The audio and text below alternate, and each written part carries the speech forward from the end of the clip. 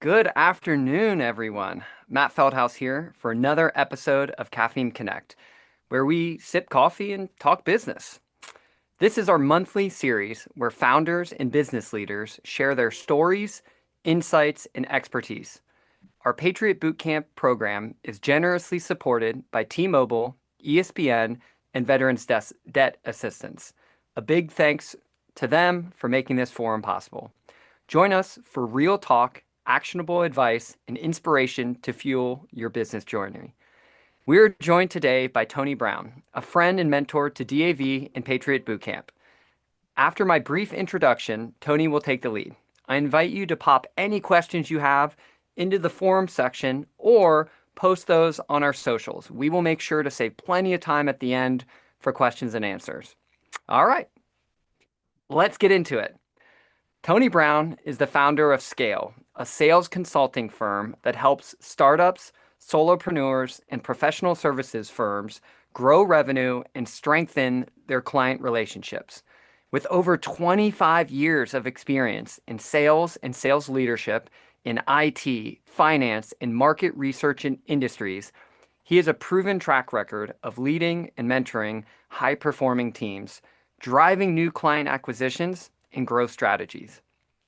Throughout his career, he has led a wide range of strategic initiatives that include helping a Fortune 500 company revamp leadership training and guiding a startup tech firm to earn a prestigious Microsoft Partner of the Year award. He has helped dozens of insights firms grow their brand business with logos including Ford, IBM, Google, McDonald's, Deloitte, McKinsey, and many more. He holds certificates in AI prompt engineering and generative AI leadership strategy from Vanderbilt University and digital marketing certifications from Google. He incorporates those skills into his training to help firms stay current and innovative, building the pipelines they need to enable growth. Wow, Tony, I am so excited for this. I got my notepad ready. I'm ready to take notes. I hope you, the listeners, are as well. Tony, over to you, my friend. Thank you so much, Matt. Appreciate that. And yeah, 25-year career. When I hear somebody else say that, boy, it really sinks in and I sound old. But no, I'm just getting started, right? But we'll go ahead and, Exactly. share my screen here.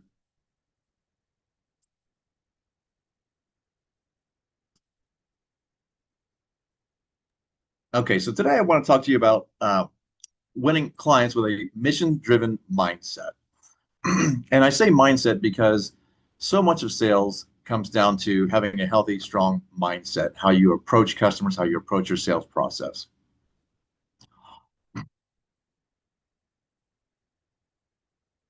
So, what is a mission driven mindset for sales? When I say mission driven mindset, what I mean is one point, purpose over product. Instead of thinking I'm selling something or I'm pushing my product on someone, you approach sales as fulfilling a mission, solving a client's problem. Service oriented thinking. You've been trained to put the mission and the team above yourself. And in business, that translates to prioritizing customer success, not just making a sale. Discipline and consistency, having a process and sticking to it. Military missions succeed through preparation, training, and consistent execution. And a mission driven mindset in sales is about having a process and sticking to it. And then lastly, adaptability under pressure. Missions don't always go as planned, as you know. And as veterans, you know how to adjust. And in sales, this means handling objections, rethinking your approach, and staying resilient. Today, three main points I'd like you to remember throughout the entirety of the discussion. The first is sales is teachable. I like to say, I like to say that salespeople aren't born, they're taught. My background wasn't always in sales. As a young person coming into a professional career, never really thought of myself as a salesperson, but 25 years later, here's where I am and here's what I've been doing for that time. So it's a natural transition of things that I've picked up, things that I've learned to enjoy about sales and working with clients and solving their problems. So really, sales is a teachable process. Uh, Next, sales is about helping people. Salespeople, sales professionals, the sales profession in general, sometimes gets a bad rap because of that stereotype of that used car salesperson or that person that's always trying to make a quick buck and move on. But really, sales is about helping a client solve their problems, solve their challenges. And last, I would say you, as veterans, are better equipped than most people to adopt a successful sales process. And I say that because you weren't born knowing how to do many of the things that you learned in the military. And I'm going to bet that most of you would say your time in service taught you can accomplish things that you never thought you could previously. So if you have a disciplined sales, if you have the discipline and sales and mission mindset that it takes to be successful at sales, because um, success in sales comes down to process, consistency, and determination. The sales process, and if you look at podcasts, you read sales books, you go to sales seminars, you're going to see all of them have a sales process or a sales framework. Some of them may be a 4-step process, some might be a 12-step process. Essentially, from start to finish, the process is the same. A healthy sales framework, how you approach a client, how you address finding a client, getting their attention, understanding their needs, walking them through some of the business challenges they have, and then proposing a solution, closing the business. It's essentially the same no matter how many steps you break that up in. But effectively, I start my clients on understanding what their ideal client profile is. Now, my background in my profession now is teaching B2B sales primarily, professional services type sales. But these types of processes and this type of sales framework you can apply even if you have a, say, direct to consumer type of business, whether that's selling online, whether you have maybe a retail front where you've got foot traffic coming in the front door, or maybe you're working one-on-one with consumers. So whether you're dealing with business professionals in a business setting or you're selling to consumers, this general process is really the same. The first part is ideal client profile, understanding who your particular target market is, your target client is, and what makes them tick, which really helps you understand how to focus your energy, how to focus your messaging on that particular client. The next step would be prospecting and qualifying, which is prospecting, looking for those types of client opportunities, qualifying to make sure that they're an exact fit for what you might have to offer. Discovery process, which is a more formal, more engaged process of asking deeper dive questions of those prospects and understanding what exactly their challenges are, how to quantify those challenges, and then moving into a pitch or a proposal phase, which helps you whether you're sending a paper proposal, submitting a proposal, whether you're actually giving an in-person presentation, or again, in a consumer environment, if you're just dealing one-on-one with a customer. That pitch and proposal is the next process. The piece after that is handling objections and closing. Objection is anything that a client is going to give you as a reason not to buy at that moment. How to handle those and then move to closing the sale. And then finally, ongoing account management. That would be obviously taking care of your existing clients, hoping that doing what you can to keep them as a strong repeat customer for the long term. So ideal client profile, to narrow down the type, try to narrow down the type of client who would most benefit from your services. A lot of new entrepreneurs are very tempted to sell anything to anybody. They don't want to refuse business. They don't want to refuse an opportunity. And so they try to be all things to all people. And that gets you in a lot of trouble because one, you simply can't do everything for all people, but you're also going to have a very difficult time knowing who to target, knowing who to go after, knowing how to structure your messaging and your marketing in a way that most resounds with that target audience.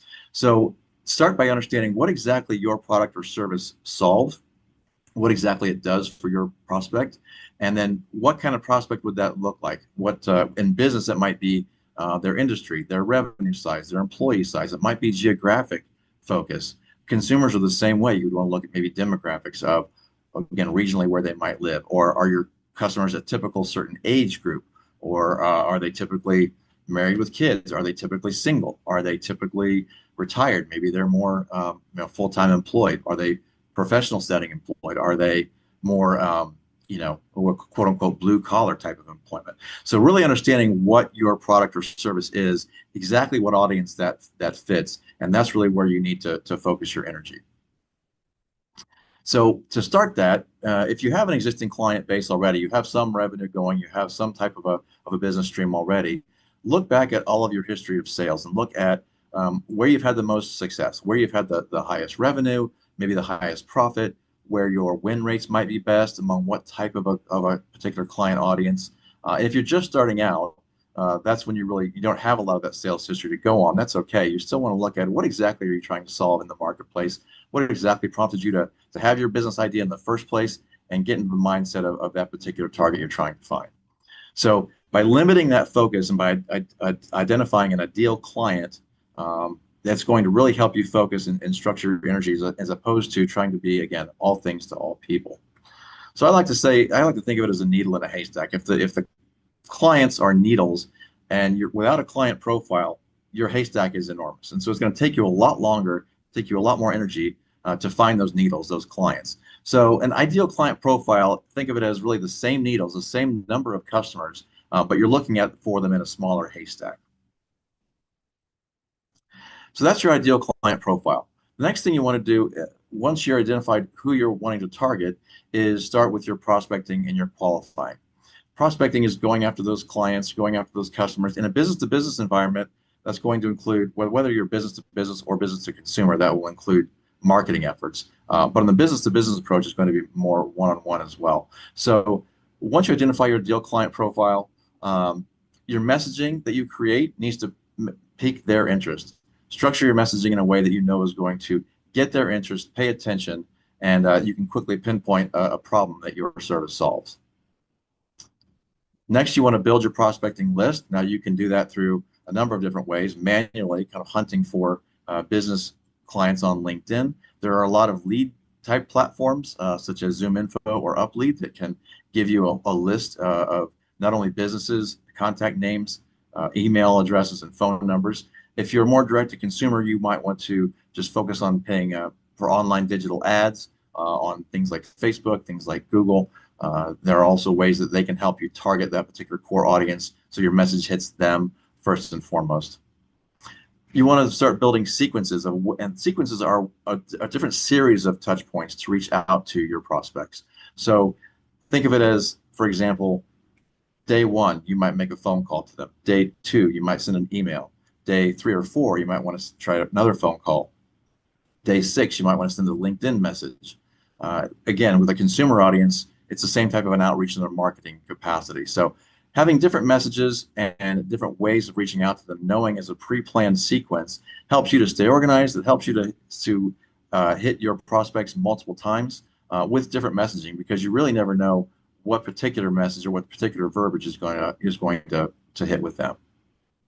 And then finally, staying organized and staying focused. And that's incredibly important no matter what you do. But in this prospecting event, once you start going with multiple different lists of people, knowing where you are in that process with each particular prospect, staying organized, staying focused, because the prospecting aspect, this prospecting phase of the sales process is one of the most grueling. So a messaging example, as I mentioned, you want to do something that really piques their interest. Here's a phone call example. So I might make a phone call, and whether this is a voicemail or the person picks up, example, they pick up the phone, I'm speaking to them live. I would say something like, "Hi, Stacy, this is Tony Brown with Scale Consulting. The reason I'm calling, I help sales teams at smaller IT firms improve win rates by up to 50% by teaching effective, practical sales techniques. If I've caught you at a good time, I'd like to ask you a couple questions to see if I can do the same for you. Would that be okay?" Now notice what I've done here. Very friendly, warm, "Hi, Stacy." State who I am, where I'm calling from, and then immediately why I'm calling. Because you're interrupting their day, you're interrupting whatever they're working on. It's a cold call. So the reason I'm calling, I help sales teams at smaller IT firms. Now, obviously, this is Stacy, for example, would be a smaller IT firm that I'm calling. So I mentioned something and a reason why I'm calling and what I can do to help smaller IT firms. And I give them a quantifiable example. I improve their win rates by up to 50%. Now, the next piece is important too. If I've caught you at a good time, notice I'm not asking, "Did I catch you at a good time?" Because they could easily say no and hang up. Now, if I've caught you at a good time, that leaves an open end for the rest of how this conversation is going to go. I'd like to ask you a couple questions to see if I could do the same for you. So I'm gaining permission to continue that conversation with them. Would that be okay? Now, they say, "Sure." Then you're going immediately into your 2 or 3 pre-planned qualifying questions to see if they might be a fit and to see if you can carry them to the next phase, the discovery phase of the sales process. If they say, "No, you've not caught me at a good time," great. That's not a no, I don't want to talk to you. That's a, "Okay, great. When would be a better time to reach out to you? How about next Tuesday at 3:30? Something of that nature. So it's a very warm, very quick, very to the point, asking permission to continue the conversation. Now, if you get a voicemail, you can begin the very first part of that the same way, leaving your contact information at the end instead of a "Have I caught you at a good time?" An email example might look something like this. Now, the subject line is very important. Revenue growth, for example, let's say I'm reaching out to Acme Corp, and Acme Corp is a marketing agency. So your subject line needs to be something that is attention getting, doesn't sound too cheesy or salesy, but also isn't too misleading. I've seen some messages, I'm sure you've seen them too, where they reach out and say something that's completely irrelevant but sounds urgent or sounds like they want to prompt them to open the message, only to find out the message content has nothing to do with the subject line. Or something that's too cheesy and salesy is going to get an immediate delete anyway. So, for example, revenue growth for Acme Corp. Now, if I'm the CEO or the CMO of Acme Corp, that's interesting to me. I might say, what's that about? Um, Hi, Josh. I'm reaching out because I help marketing agencies gain new clients by improving their sales outreach from prospecting to closing. I provide sales training and fractional sales leadership. Again, quantifying, I help clients like you, and I quantify that. For example, I say, my clients see an average of 60% increase in new business.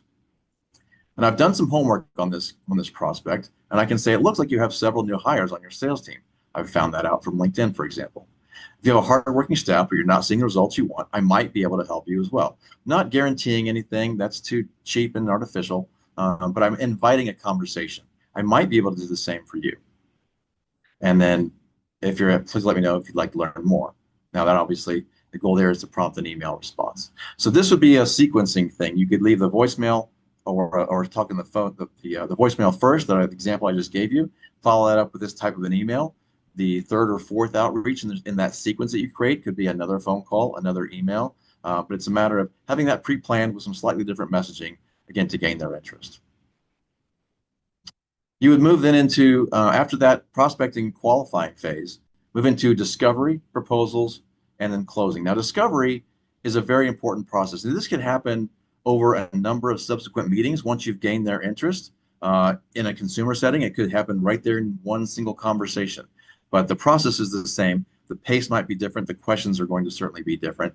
But overall, you're walking through that same sales process of prospecting, gaining their interest, qualifying them, and then going through a discovery to find out a lot more detail about exactly what their business challenges are and getting a very strong sense of exactly how your solution, your product or service can help them. Um, you want to really, like I said, identify, quantify the size of your prospect's problem. If you're talking to a prospect and you ask them what a goal might be, and well, we want to grow revenue. Well, we really need to improve profits. Well, we really need to reduce our shipping time. Those are very subjective, and you need to really get out of them. Okay, what does that look like to you? By how much? What does success look like? Growing your revenue 20%? Is that going to be success for you? Improving your profit margin by 30%? Reducing your shipping time by 3 days? Whatever it might be, try to work on quantifying those exact issues that they say, those goals that they have, and the problems that they have. Listen for their exact terminology and repeat it back to them in your proposal. This helps them draw a subconscious connection in their brain to know, this person is speaking my language.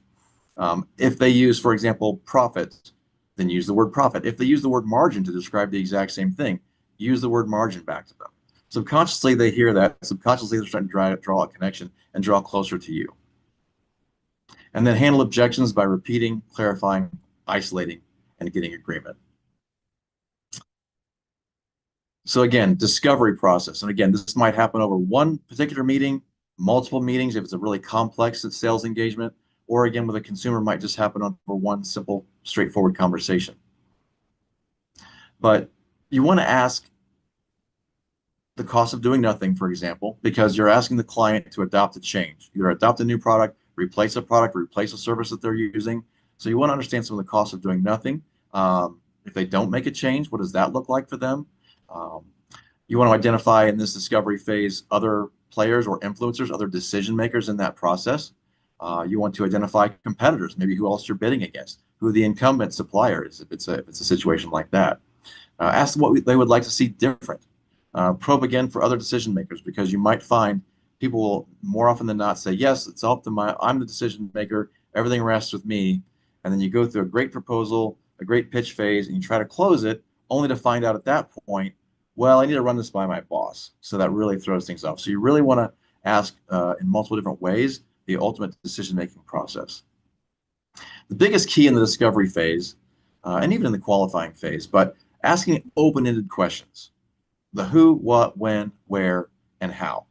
And that's so much more important than asking a question that could be answered by a yes or no.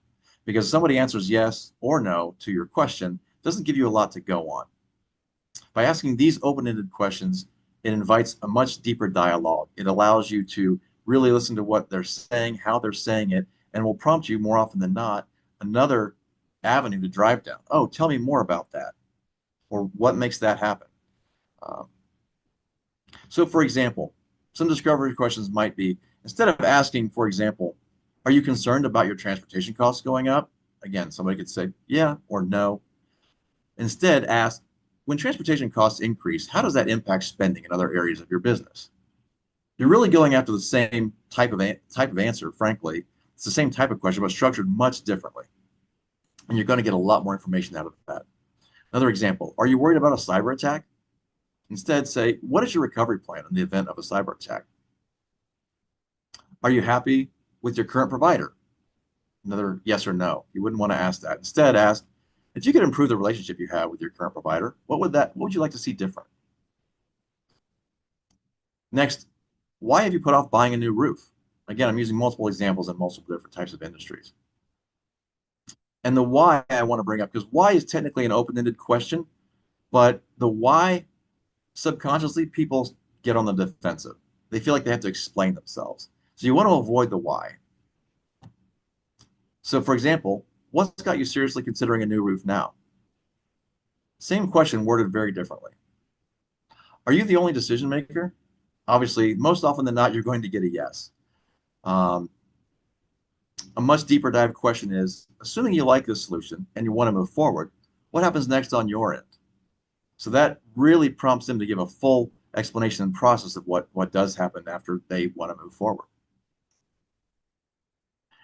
The proposal pitch phase, again, I didn't cover a lot of that in this particular presentation because every business is different. Again, business to business, business to consumer. A lot of that might be a proposal, might be a verbal presentation, might be something in writing. So knowing that if you've done your homework in the discovery, you can set up your proposal to really make sure you're addressing those particular client or customer needs. What you typically get at the end of that presentation or proposal are objections. Again, objections are any reason somebody brings forward for not to move forward with the purchase. So there are various ways to handle that. There are also other what I call unspoken objections, where you know there's something there, that you know they're hesitating on something, but they're not saying it. Different kind of process to uncover that. But in general, objections are something to handle with grace and with practice, and then move again past and try to move forward with the close of the sale. So one thing you want to do is pause before responding. You want to acknowledge their concern and empathize with them. You want to probe for more detail. You want to try to clarify that objection and isolate it, make sure there's no other objection there. You want to get agreement, or you would address the solution, address the objection, how you would overcome that, or how that might even not be a valid objection. Then getting agreement, does that answer your question? Would that be okay? Does that solve the problem? Get that agreement on that objection and how you would solve it or overcome it, and then ask for the business, or in other words, close the deal. So an example of objection handling, let's say, for example, you're proposing a solution and pricing seems great, the solution seems to fit what they need. You give your proposal, and at the end of the presentation, they say, we don't have the staff available to implement this in the timeline we need. Okay, that's an objection. First thing you want to do, pause, acknowledge it. Hey, thank you for bringing that up. And then show some empathy. Being stretched that thin must be stressful. Before I address that, do you mind if I ask about their current workload? So you're empathizing, you're gaining permission to continue and clarify. So you want to ask a few questions about that. You can wrap up by, for example, saying, if I was able to show you how this solution will save time overall, would you be willing to move forward? Great, you've addressed it. You've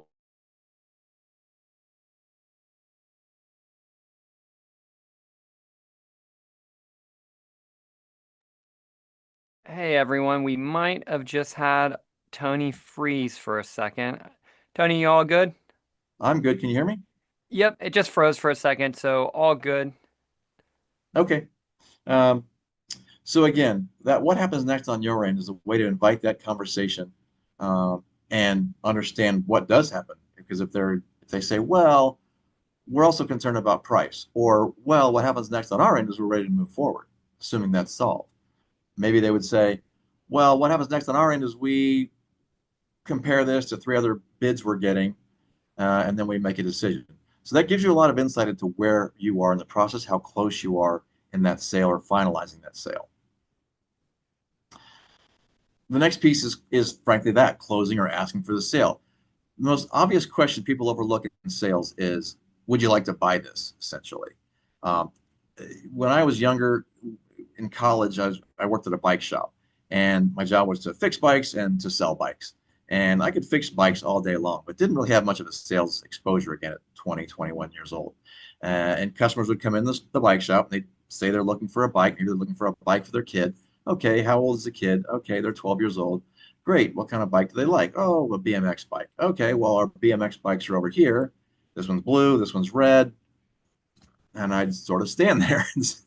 And I was thinking in my mind, hey, I've shown them what we have. If they want to buy, they'll buy it. Nothing's stopping them. And so a customer would nod their head and leave. And then another customer, same thing, nod their head and leave. And this went on for a while. And the owner of the shop finally pulled me aside and said, Tony, did you ask them if they want to buy it? Well, no. Well, ask them if they want to buy it. So it was just a simple thing. So I started hearing their needs, showing them what we have, making sure it addressed, what they're looking for. Would you like to go with this one? Yeah, sure. Wow. So even in professional sales, in the adult professional setting, you'd be amazed at how many people don't simply ask for the sale. So simply asking, would you like to move forward? Would you like this? That's something very simple you can practice. I like to, especially in a professional setting, ask for more of an assumptive close. You can do this in a consumer setting as well. The assumptive close is you're phrasing this as if they are going to buy. You're just asking them how they would like to buy. So, for example, you've given your presentation, you've addressed any objections they have. You would close by maybe saying, would you like to get this started today? Or if you have multiple options you're presenting, not would you like to buy, it's would you like option A or option B? Which one would you like to go with? So they're assuming they're going to buy the way you're wording it, and you're just leading them to that purchase. How many would you like? Will you be paying cash or credit? When would you like this delivered? So these are all ways of asking for the sale and gaining their commitment without that harsh, hard pressed sale that might turn them off. But again, the assumptive wording is we've already done our business. You already like what we're offering. Let's get this done. The last piece is account management, or again, in a consumer situation, it would be certainly marketing. Might be a face-to-face interaction of a repeat customer if there's something of that nature. But 60 to 70% of revenue typically in a small business comes from current clients.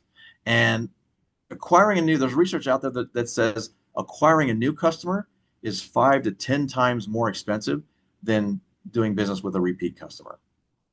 And there's also other research that indicates about 60 or more percent of your revenue comes from current accounts, or excuse me, that they current customers spend about 60% more than new accounts do.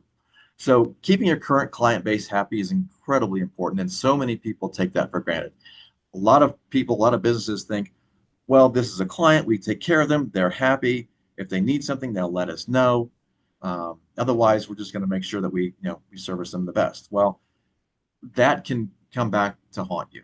You really can't afford to take those current client relationships for granted, and you really need to have a proactive plan for keeping them happy, keeping them engaged. You want to make sure you do things throughout the year, the buying cycle, whatever it might be, to strengthen the relationship, get to know, increase multiple points of contact. In many cases, and especially in a small business, it's a one-to-one relationship. You're the owner of the business. You've got a direct one-to-one relationship with the chief buyer at your client, and everything's solid, everything's great. Your Facebook friends, you know their kids' birthdays. That's all fine and good until that chief buyer gets laid off, finds a new job at a different company, and now you're back to ground zero with that company. You've been doing business with them for years, but nobody else there really knows you. You're a huge risk there. You want to make sure you increase the points of contact. One, not only at your client, but that multiple people at your organization, if you have multiple employees, also know or have some involvement or familiarity with people there at your client. You want to use opportunities to upsell and continue to innovate and evolve, and constantly do that through regular periodic meetings with your client, understanding how their business needs might be changing. Are they adding staff? Are they reducing staff? Are they opening up a new shop? Is their revenue up? Is their revenue down? Is there something industry-wide that they're facing? Something regulatory that might be coming down the pike that they're facing? You might have, for example, I don't know, making some document management solution. Maybe you have a document management platform and there's a compliance or regulatory compliance piece that you've not really had, but they really haven't needed either. So you're doing business, everything's great. You're aware that there is some new regulatory issue coming down next year. You're building a solution to handle that. And you're just assuming when the client renews that they'll pick that up and they'll adopt that as well. If they know you don't have that kind of a plugin yet or that kind of a feature yet, your competitor knocks on the door and says, hey, we've got the solution for you right now.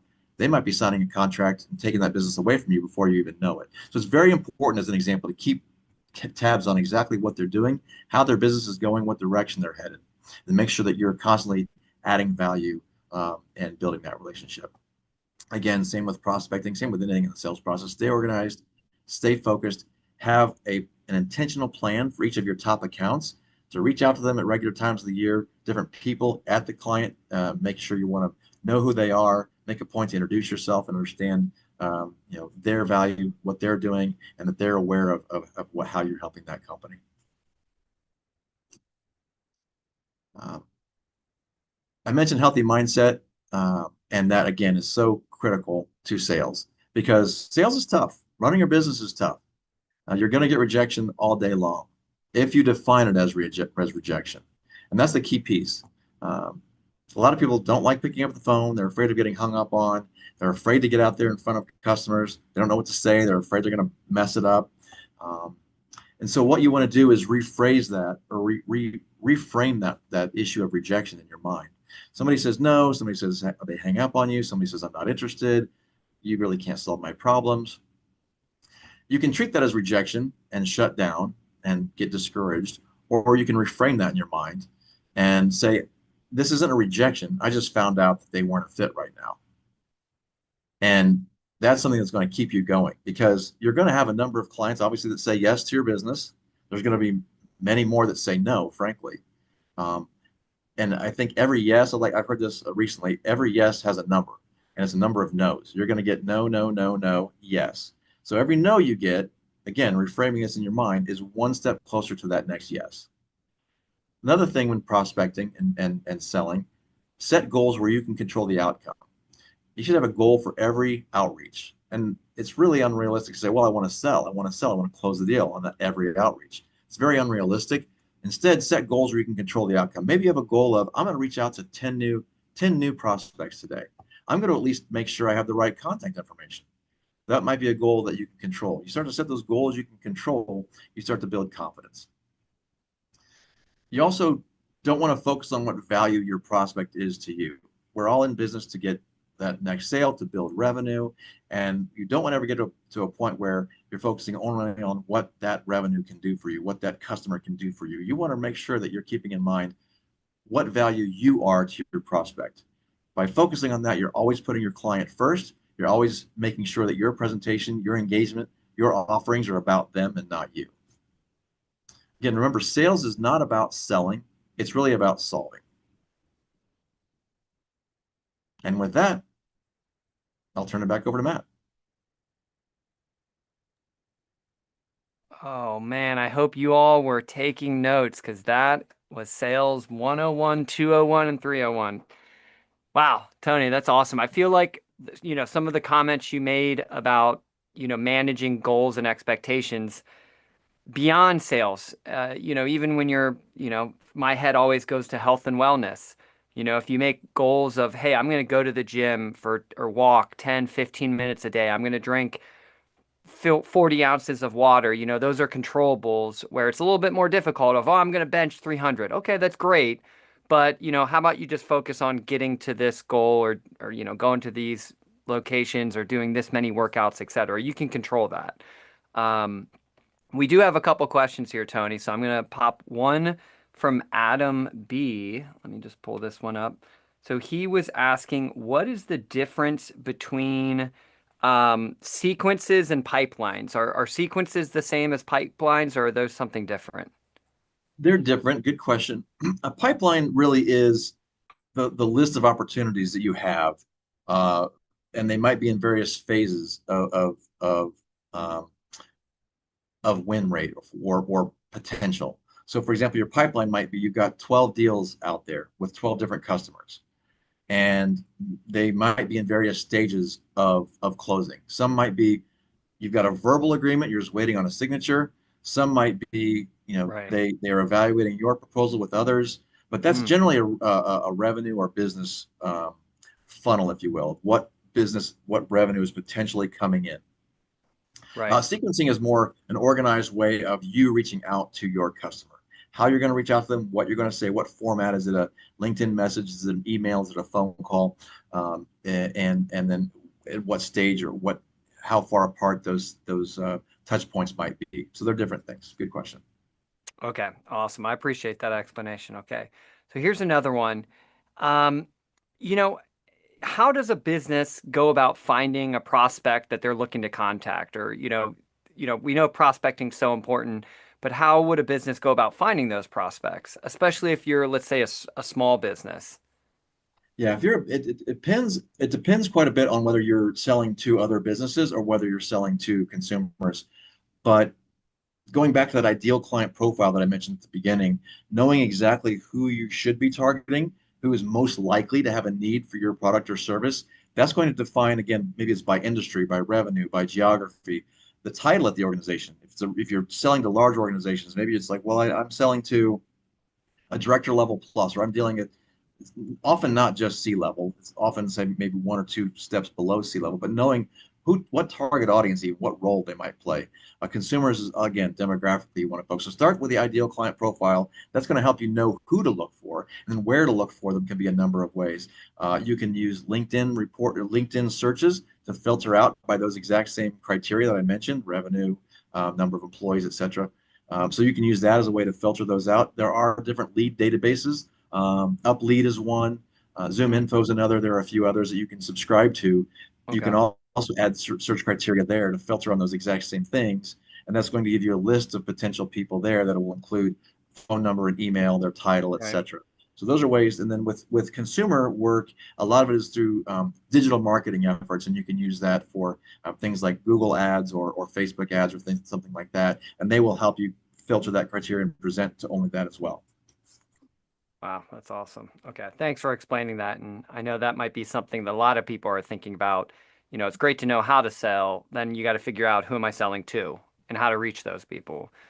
So, what would you say is the best way to contact potential customers? There's a lot of different ways out there. There's email, there's phone, there's LinkedIn. And do any of those methods matter upon maybe your personality? If you're more of an extrovert versus introvert, is that going to maybe dictate which one you should do if you're not comfortable on the phone? Does any of that stuff matter? Well, it does matter.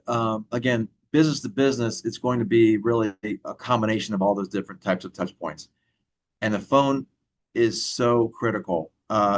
Phone, going back years and years and years ago, phone was the only way to reach people. And people didn't have caller ID. They didn't have things on their smartphone to filter out spam. The phone rang, they answered it. So it was easier to get a hold of. They were in the office 8 to 5, Monday through Friday. So it's pretty easy to get a hold of them then. Now everything's different. A lot of people are remote. A lot of people are cell phone. There's a lot of filtering out software, those kinds of things. Still, it's incredibly important to reach out by phone because as email started to come online and automated email, mass email, software platforms became very sophisticated in how to tailor content, how to blast out thousands of emails at once. So email became the fast, efficient way to reach out to prospects. And that was kind of a novel thing still. And then again, now with AI, So many emails are even AI generated. There's AI platforms that will go out and scrape your LinkedIn profile and make your content sound personal. Hey, I see you went to Baylor. I did too. I mean, just random things that are very obviously automated. So people have now technology to filter out spam. They look for certain keywords in your emails and they say that's spam, and the end user doesn't even see it. So you need a combination of those things. You need a combination of email and phone call. Phone call really helps you break through you know, the noise of everybody else who's just blasting Right. out email all day long. So it's a combination. Even if you're an introvert, that phone call and knowing what to say really helps overcome that call reluctance. And it might be a good idea if, let's say you are more of an introvert, to maybe have a script there so you have something you can rely on that you're, not fumbling for words. You can look down, oh, hi, mister, and then go from there. That's exactly right. It's rehearsal, it's practice, having that script, reading it, knowing it, say it to yourself as you're brushing your teeth in the mirror, until it becomes very fluid. And then have those follow-up questions. That example I gave in that phone call script, that's a script. And that's something that Yeah. if I've caught you at a good time, I'll ask you a couple questions. Would that be okay? Well, then you have your two or three or four questions right there that you want to ask. And based on how that conversation goes, based on how they answer, you can take the next step. You can say, well, this is a great fit or not. If it's a great fit, then you move them to the next. Let's set up a meeting next Wednesday to dig into this deeper. So yes, those scripts can be very, very helpful, and that's really what helps you gain confidence. Yeah. So here's another question, and I think this might a lot of people can relate to this one. One of the biggest objections that business owners can often hear is about price. The prospect might say, this all sounds great, but it's just not in our budget, or we can't afford that. And that, depending on how the economy goes, how prices go, that might continue. That might be another, excuse. Just Mhm. curious, how can a business drive revenue without sacrificing profits when they're trying to overcome that hurdle? Great question. I Price is one of the most common objections people will bring up, and it's not always the actual objection.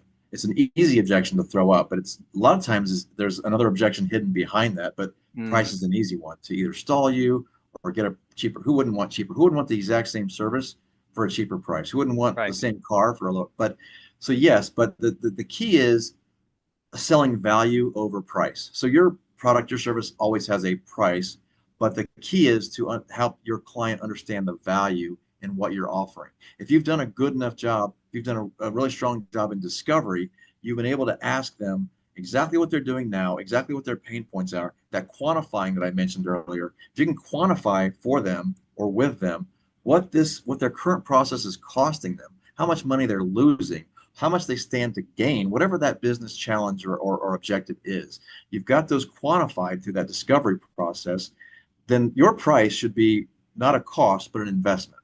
It's an investment to make these other problems go away. So if you've done your job thoroughly, then that's a very easy conversation to have. Uh, Sometimes it truly is a pricing issue, and you can work through that. If it's a if it's a another objection kind of behind the price, you can again reiterate the value you're bringing. You want to empathize. Thanks for bringing that up. Let me ask you, I know budgets are tight. I know the economy is everything's unsure right now, so it's certainly a concern for everybody. Let me ask you a question. Assuming we solve for your pricing, issue, would you be willing to move forward? Yes. Okay. Well, then you don't have to lower the price. You can go walk through again the value and what you're bringing for that cost. There are things you can do to say, again, back to the decision making process. That's the first thing is to say, assuming we solve the pricing to your satisfaction, what happens next on your end? Again, well, when we move forward, I'll sign the contract today. Or they might say, well, we need to reevaluate this for next year's budget. I need to kick this around with my upper management. We need to compare this with other quotes we're getting. Well, then that's not a legitimate objection, and you're not really at that closing table Right. right now. So you have a little more work to do. So there's ways to move to value over price, and showing them what your service offers and how that's helping them should be greater, far greater than the price they're going to pay for what they're getting from you. Tony, I love that. It actually reminds me of one of my favorite stories about sales and I guess marketing. And this might be more about consumer products, but I feel like it's very similar when Steve Jobs introduced the iPod.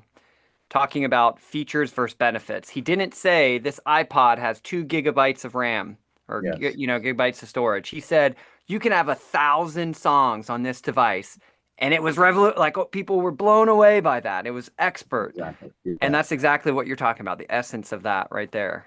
exactly right. Okay, so we got one more coming in here. So people often hear, you know what? I'm not interested, or now's the not the right time when they're trying to win business. That's what you hear is a rejection. What are some ways to move past that if they just say they're not interested? Yeah, you again back to the initial phases because a lot of people without that proper qualifying and that proper discovery, uh, they can run into that situation. The better off you do, the better work you do at the front end, the less likely you are to have that objection because you would have identified a timeline, a general budget from them, etc. What it's going to take on their end to implement, how soon they're wanting to move forward with it. So that's hopefully something that the goal is to really address that and get that information out of them in the very beginning. And if they're not interested, that's something you should be hearing at the very beginning in the qualification phase. If you hear it at that point, there are ways to dive deeper. Oh, are you not interested because you really don't use these types of services, or you don't really see how this is any better than what you're using now? Those are questions you can ask. So you want to show empathy, you want to show and ask for some clarification there very early on. If you've done your qualification, you ask your right questions, based on the way they're answering, yeah, they're probably not interested. They're probably not a fit right now. Then that's fine. That's one more no that's getting you closer to that yes. If you've gotten to the point where you've gone all through the proposal process, you give them the proposal you've been working on, the pitch, the quote, whatever it might be, and they say, we're not really interested. Well, then, yeah, that's where you need to reevaluate your process at the beginning and go, okay, what did I miss along the way that got us here? Now, if you feel like you've done all your due diligence, or frankly, if you're right now in the middle of that and you're running into it, that's an objection, and you need to again ask for clarity, show empathy, ask for clarity, ask for what it is about this that they're not interested in right now. Again, not interested because you don't see how this could benefit you, not interested because you don't have the money. So you need to get it more detail out of why they're not interested and dig further. And that's something that's not a no. It's maybe not a right now, and then put them back in the prospecting for future. This is excellent. And Tony, a question actually came in, and this might be other people thinking the same thing, is if someone wanted to reach out to you, what would be the best way to reach out to you to learn more, to talk to you? Do you prefer email, LinkedIn? What would be the best method? Could you share that? Uh, y- Email is great. You can reach me at tony.brown@scaleconsulting.com. On my website, scalesconsulting.com, there's a contact form you can fill out as well. I am on LinkedIn, and I'm happy to take in messages from you that way as well. But tony.brown@scaleconsulting.com or info@scaleconsulting.com. Tony, I appreciate it. And for everyone, Scale is SKAIL, correct? Yes, and I don't know if I'm still sharing that screen, but I've got my contact info up there as well. Maybe you might have stopped sharing it, which is fine. But yes, it is SKAIL consulting.com. Perfect. Perfect. Well, Tony, this is awesome. This has been a great, learning all the basics about sales, market penetration, customer acquisition, just cold calling, all these different things. This is awesome. We're really thankful that you shared your expertise with us. It's great to see how many people want to give back to our veteran founder community. So, eternal grateful. Thank you for that. A couple announcements for everyone paying attention. Registrations are actually closed now for our fall cohort. We were excited. We had over 300 people apply. So, really excited for this cohort. It's going to be a great group of founders with excellent businesses. However, if you're still interested in the next one, if maybe you missed the registration, or you didn't feel like the timing was right, you can still apply for our next one. We will open that up probably in November or so once we get through this one in October. And you will find all that information on our website, patriotbootcamp.org. Our next one is going to be in sunny Myrtle Beach. It's going to be February 11th to 13th. Hopefully, it's still sunny there. It's got to be better than Erlanger, Kentucky, that time of year. Our next Caffeine Connect will be taking a slight pause due to our big cohort coming here in October, but the next one is going to be with Jill Morenz on November 6th, and that's going to be about how to fund your business. Also, very important topic. So please follow us along on our socials. Thank you all for joining us today. Tony, thank